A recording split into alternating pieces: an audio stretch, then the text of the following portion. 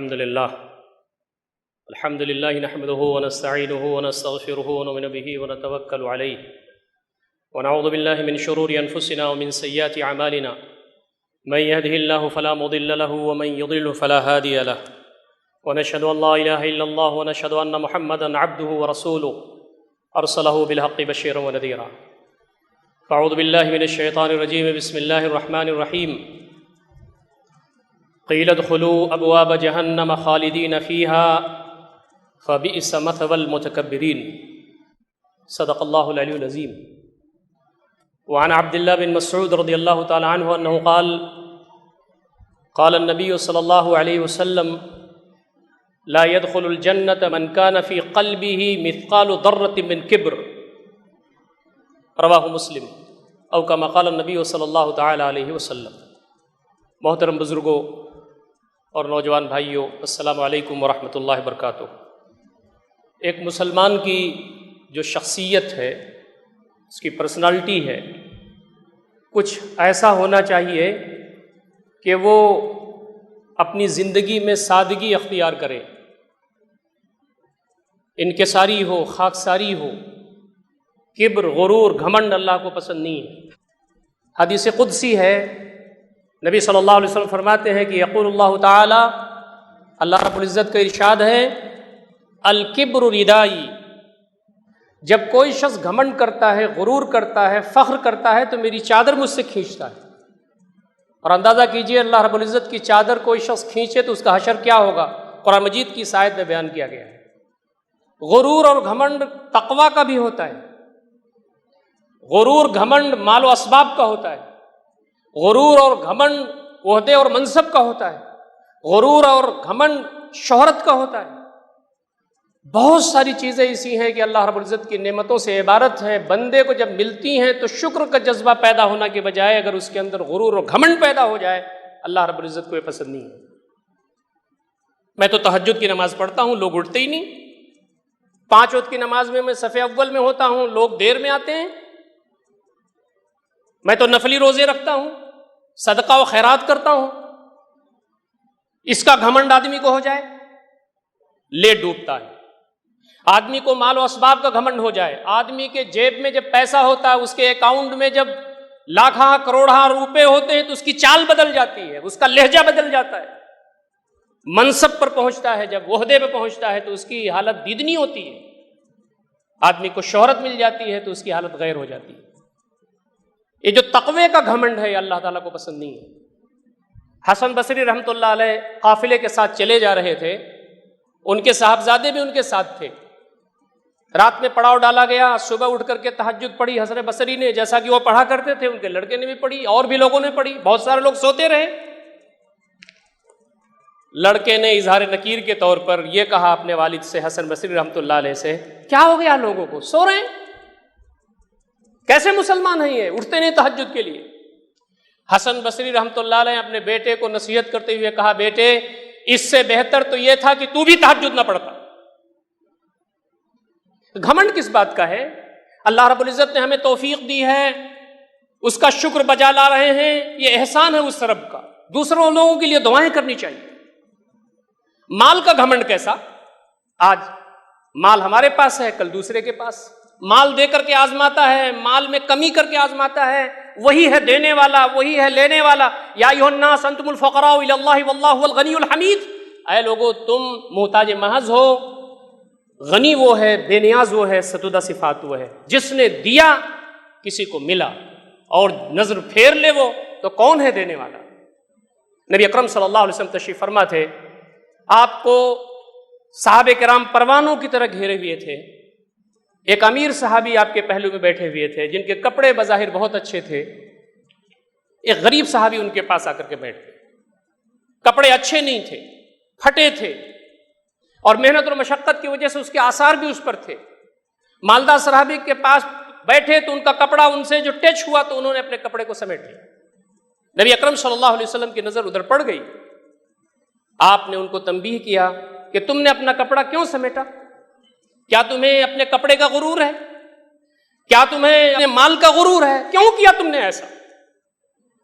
صحابی کو توجہ ہو گئی، انہیں پتہ چل گیا کہ مجھ سے غلطی ہو گئی، وہ روئے اور انہوں نے کہا اللہ کے رسول صلی اللہ علیہ وسلم آپ گواہ رہیے گا، میں اللہ تعالیٰ سے اپنے گناہوں کی معافی مانگتا ہوں اور آپ کو گواہ بنا کر کہتا ہوں میں اپنا آدھا مال اپنے اس غریب بھائی کو دے رہا ہوں۔ غریب صحابی نے کہا اللہ کے نبی صلی اللہ علیہ وسلم میں نہیں لیتا۔ نبی اکرم صلی اللہ علیہ وسلم نے فرمایا کہ تمہاری حالت ٹھیک نہیں ہے، یہ اپنا مال خوشی خوشی تم کو آدھا دے رہے ہیں، لے لو تمہارے حالات بہتر ہو جائیں گے۔ صحابی نے جواب دیا اللہ کے نبی صلی اللہ علیہ وسلم میں ان کا آدھا مال اس لیے لینا نہیں چاہتا کہ کہیں میں ان جیسا نہ ہو جاؤں۔ غرور کس بات کا؟ آج بولنے کی صلاحیت اللہ رب العزت دی ہے، شکر ادا کرنا ہے۔ لکھنے کی صلاحیت اللہ تعالیٰ نے دی ہے، شکر ادا کرنا ہے۔ کتنے بولنے والے لکھنے والے ایسے ہیں جو ایک لفظ ادا نہیں کر سکتے، جو اپنا دستخط نہیں کر سکتے، جن کو گمان تھا، جن کو گھمنڈ تھا کہ ان کے بغیر دنیا نہیں چل سکتی، وہ قبرستان میں آرام کر رہے ہیں۔ یا ایھا الانسان انک کادح لربک قدحا فملاقیہ، انسان تو کشا کشا اپنے رب کی طرف جا رہا ہے، ایک دن تیری ملاقات اس سے ہو جائے گی۔ الکیس من دان نفسہ وعمل لما بعد الموت، ذہین شخص وہ ہے جو اپنے نفس پر کنٹرول حاصل کرے، ان سارے جذبات سے اوپر ہو جائے اور اللہ رب العزت کی کبریائی اس کی بزرگی بیان کرتا ہے۔ دوستو اور ساتھیو، اس کے بالمقابل اللہ رب العزت کو خاکساری پسند ہے، انکساری پسند ہے، تواضع پسند ہے، تذلل پسند ہے۔ من تواضع للہ رفعہ اللہ، نبی اکرم صلی اللہ علیہ وسلم فرماتے ہیں جو جھکنا سیکھ جائے اللہ رب العزت اس کو اوپر اٹھا دیتا ہے۔ بندے مومن اگر اپنی اوقات میں رہے کہ سب کچھ میرے رب کا ہے، میرا رب اگر مجھ سے یہ چیزیں چھین لے تو کون ہے جو ان چیزوں کو دینے والا ہے؟ نبی مکرم صلی اللہ علیہ وسلم فتح مکہ کے موقع پر فاتحانہ مکہ میں جاتے ہیں، اور وہ پورا واقعہ ہے، بار بار آپ کے سامنے وہ باتیں آ چکی ہیں، آپ خود بھی جانتے ہیں۔ اس موقع پر نبی اکرم صلی اللہ علیہ وسلم کے پاس ایک ایسا شخص لایا گیا جو نبی اکرم صلی اللہ علیہ وسلم کی ہیبت کو دیکھ کر کے کانپ رہا تھا، اس کا جسم قابو میں نہیں تھا۔ نبی اکرم صلی اللہ علیہ وسلم نے اس کو اپنے پاس بلایا، اس کے کندھے پر ہاتھ رکھ کر کے اپنی طرف کیا اور کہا ڈرتے کس بات سے ہو تم؟ کیوں پریشان ہوتے ہو؟ خضوع کے ساتھ رہو، ٹھیک رہو، کوئی بات نہیں ہے۔ جہاں تک میرا معاملہ ہے، انا ابن امراۃ تاکل القدید بمکہ، میں تو اس عورت کا بیٹا ہوں جو مکہ میں غربت کی وجہ سے گوشت کو سکھا کر کے کھایا کرتی تھی۔ آدمی اپنے آپ کو یاد رکھے، وہ تو اللہ کے نبی تھے، اللہ کا فضل خاص ان پر تھا، آگے پچھلے سارے گناہ ان کے معاف تھے، وہ ہمارے لیے قدوہ ہیں، اسوہ ہیں، لیکن ہم اور آپ دیکھیں ہم کیا تھے؟ کچھ بھی تو نہیں تھے، ایک نطفہ تھے، نطفہ مہین تھے ہم اللہ رب العزت کے حکم سے ماں کے پیٹ میں ہماری پرورش ہوئی، جب پیدا ہوئے تو مکھی ہلا نہیں سکتے تھے، اللہ رب العزت نے حالات ایسے بنائے کہ ہم بولنے کے لائق ہو گئے، لکھنے کے لائق ہو گئے، چلنے پھرنے کے لائق ہو گئے، تجارت کرنے کے لائق ہو گئے۔ کچھ لوگوں کی امیدیں ہم سے وابستہ ہو گئی، کچھ غربا مساکین، یتیم، لاچار، مجبور مستحقین ہم سے آ کر کے ہاتھ پھیلاتے ہیں۔ یاد رکھیں ہم اپنا زمانہ ہم کیا تھے۔ نبی اکرم صلی اللہ علیہ وسلم نے 1 مہینے کے لیے ایلا فرمایا تھا۔ ایلا فقہ کی اصطلاح میں قسم کھانے کو کہتے ہیں کہ میں بیوی کے پاس نہیں جاؤں گا۔ صحابہ کرام کے لیے نیا مسئلہ تھا، وہ سمجھتے تھے کہ نبی اکرم صلی اللہ علیہ وسلم نے اپنی بیویوں کو، ہماری ماؤں کو طلاق دیا دے، نعوذ باللہ۔ حضرت عمر رضی اللہ تعالیٰ عنہ کی بیٹی حضرت حفصہ رضی اللہ تعالیٰ عنہ آپ کے نکاح میں تھیں، آپ پہنچے، لمبا واقعہ ہے، مسلم شریف کی روایت ہے۔ جب پہنچتے ہیں تاجدار کائنات کے حجرے میں جو تھوڑے سا اونچائی پر تھا، تو فرمایا کہ قبضۃ من شعیر، مٹھی بھر جو تھا جو کونے میں تھا، وعفیق معلق، ایک چمڑا تھا جو سکھانے کے لیے لٹکایا گیا تھا۔ حضرت عمر کہتے ہیں فبدرت عینایا، میری آنکھیں چھلک پڑی۔ نبی اکرم صلی اللہ علیہ وسلم نے فرمایا کہ ابھی آئے کچھ بولے نہیں، ما یبکی کا یا عمر، عمر کیوں رونے لگے؟ کہا انت رسول اللہ وصفته، آپ اللہ کے رسول ہیں، اس کے چنندہ بندے ہیں، میں اس لیے رو رہا ہوں کہ آپ اللہ کے رسول ہیں، آپ کا یہ حال، وذالک قیصر و کسریٰ فی الثمار والانہار، قیصر و کسریٰ روم ایران اللہ کے دشمن، مال و اسباب کے ڈھیر میں ہیں، سونے چاندی کے انبار میں ہیں، آپ کا یہ حال۔ نبی اکرم صلی اللہ علیہ وسلم جب اٹھ کے بیٹھے تو آپ کے پہلو میں چٹائی کا نشان تھا اور چادر لپیٹتے ہوئے آپ تشریف فرما ہوئے۔ حضرت عمر رو رہے ہیں۔ نبی اکرم صلی اللہ علیہ وسلم نے ایک جملہ ارشاد فرمایا اور حضرت عمر کے آنسو بند ہو گئے۔ آپ نے کہا عمر کیا تمہیں یہ پسند نہیں ہے کہ ان کے لیے دنیا ہو، ہمارے لیے آخرت ہو؟ دوسری حدیث میں آپ نے فرمایا ہماری مثال تو اس مسافر کی سی ہے جو سفر آخرت پر جا رہا ہے، دنیا ایک شجر سایہ دار ہے، چند گھنٹوں کے لیے اسے آرام کرنے کے لیے لیٹا ہوا ہے، اسے اس درخت سے کیا غرض ہے، وہ تو آخرت کا مسافر۔ نبی اکرم صلی اللہ علیہ وسلم کی زندگی سادہ تھی، آپ عاجزی اور انکساری، تواضع آپ کی زندگی سے جھلکتا تھا۔ محترم سامعین کرام، بہت سارے ہمارے اسلاف ایسے گزرے ہیں جن کی زندگی بہت سادہ، مال و اسباب بھی آپ کے پاس ہے۔ علماء نے، سیرت نگاروں نے لکھا ہے نبی اکرم صلی اللہ علیہ وسلم کے پاس آخری وقت میں، یوں تو ہر وقت اللہ رب العزت کی نعمتوں کی بارش ہوتی تھی، لیکن آپ کی زندگی کے جو آخری سال ہیں اس میں آپ پر اللہ رب العزت کی نعمتیں، مال و اسباب اور دنیا سمٹ کے آ گئی تھی، لیکن وہ آپ اپنے آپ سے دور کرتے تھے۔ آپ نے جو چیز ترجیح دی وہ عاجزی کو، انکساری کو ترجیح دی۔ آدمی کو اپنی اوقات میں رہنا چاہیے۔ کبھی آدمی کسی کو برا بھلا کہنے لگتا ہے، کبھی آدمی سمجھتا ہے کہ مجھے صلاحیت زیادہ ہے، عہدہ میرا زیادہ ہے، میرا منصب زیادہ ہے، دوسرے کو کم در سمجھتا ہے، کچھ الفاظ کہتا ہے۔ ایک صحابی ایک نوکر کو ڈانٹ رہے تھے، نبی اکرم صلی اللہ علیہ وسلم پیچھے سے آپ پہنچے، آپ نے کہا یہ کیا کر رہے ہو؟ کہا اللہ کے نبی صلی اللہ علیہ وسلم یہ بات نہیں مانتا، اور ایسا نہیں ہے اور ویسا نہیں ہے۔ کہا فلاں، اللہ رب جتنا تم قادر ہو اپنے نوکر پر، اللہ رب العزت تم پر اس سے زیادہ قادر ہے۔ صحابی رونے لگے۔ تو صورتحال یہ ہے دوستوں اور ساتھیوں کہ ہمارے پاس تواضع، انکساری، خاکساری، سادگی ہماری زندگی میں ہونی چاہیے۔